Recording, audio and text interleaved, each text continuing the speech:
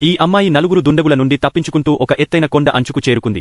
ఇక తప్పించుకునే మార్గం ఏదీ లేదనిపించింది. వెంబడించే వాళ్ల నుండి తప్పించుకోవడం కష్టమని అనుకుంది. ఖాళీ చేతులతో రాతి గోడను ఎక్కడం మంచిదని నిర్ణయించింది. బహుశా వాళ్ల నుంచి తప్పించుకోవచ్చని చిన్న హోప్ వచ్చింది. ఆమె పూర్తి శక్తితో ఎక్కడం మొదలుపెట్టింది. కాని వెంటనే ఒక దుండగుడు వేగంగా ఆమెను వెంబడిస్తూ ఆగకుండా వచ్చారు. మిగిలిన ముగ్గురు కింద నిలబడి చూస్తున్నారు. అతను ఆమె దగ్గరకు చేరుతుండగా లిసా అతనికి కాళ్లతో గట్టిగా గుద్దింది. అతను కింద పడిపోయారు. లోయలో అతని అరుపులు మారుమోగాయి. లిసా ఈ అవకాశాన్ని సద్వినియోగం చేసుకుని ఎక్కడం కొనసాగించింది. కింద ఉన్న మిగిలిన దుండగులు గాయపడిన తమ సహచరుడిని సమీపంలోని చెక్క క్యాబిన్కు తీసుకెళ్లవలసి వచ్చింది. వాళ్లు అతని గాయాలకు కట్టుకట్టి వెంటనే లిసాను పట్టుకోవడానికి బయల్దేరారు. చాలా కష్టపడిన తర్వాత లిసాకు కొంచెం ఊరట లభించింది. ఆమె బ్యాగ్ నుండి నీళ్ల బాటిల్ తీసి నీళ్లు తాగింది. ఆ తర్వాత సమయం వృధా చేయకుండా మళ్లీ ఎక్కడం ప్రారంభించింది. దుండగులు కూడా త్వరగా కింది భాగానికి చేరుకుని లిసా పైకి ఎక్కుతున్నది చూసి ఇప్పుడు ఎక్కితే ఆమెను పట్టుకోలేమని అర్థం చేసుకున్నారు. కాబట్టి వాళ్లు వేరే మార్గం తీసుకుని పైకి చేరి లిసాను అడ్డుకోవాలని ప్లాన్ చేశారు. లిసా ఎటువంటి రక్షణ లేకుండా రాతి గోడ మధ్య భాగం వరకు ఎక్కింది. అప్పుడు ఒక పాము ఆమె దగ్గరకు వచ్చింది. ఆమె భయపడి ఆ భయం ఆమె ముఖంపై స్పష్టంగా కనిపించింది. ఆమె వెంటనే కళ్ళు మూసుకుని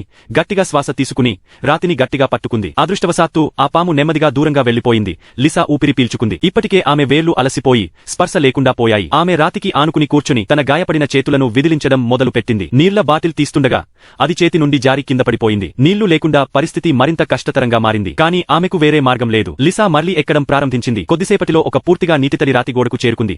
అక్కడ పట్టుకోవడానికి ఏమీ లేదు. అప్పుడు ఆమె దృష్టి ఒక తాడుపై పడింది. దాన్ని చూడగానే తన బాయ్ ఫ్రెండ్ ఈ రోప్ను ఇక్కడ ఏర్పాటు చేశాడని గుర్తొచ్చింది. నిన్ననే వాళ్ళిద్దరూ ఇక్కడ ట్రెక్కింగ్ కోసం వచ్చారు. అప్పుడు ఆమె బాయ్ ఫ్రెండ్ ఒక ఉంగరాన్ని తీస్తూ కింద పడిపోయారు. లిసా వెంటనే బ్యాగ్ నుండి ఒక తీగ తీసి దాన్ని చేతులతో మడిచి హుక్ లాగా తయారు చేసింది. ఆ హుక్ సహాయంతో రోప్ను లాగడానికి ప్రయత్నించింది. కొన్ని ప్రయత్నాల తర్వాత తాడు ఆమె చేతికి వచ్చింది. కానీ ఇప్పుడు ముందున్న రాతి గోడకు చేరడం కొత్త సవాలుగా మారింది. ఎందుకంటే అది ఇంకా కొంచెం దూరంలో ఉంది. అప్పుడు ఆమెకు తన బాయ్ ఫ్రెండ్ ఇలాంటి పరిస్థితిలో ఏం చేయాలో నేర్పించిన సంగతి గుర్తొచ్చింది. లిసా గట్టిగా శ్వాస తీసుకుని కరేజ్ తెచ్చుకుని నేరుగా దూకింది.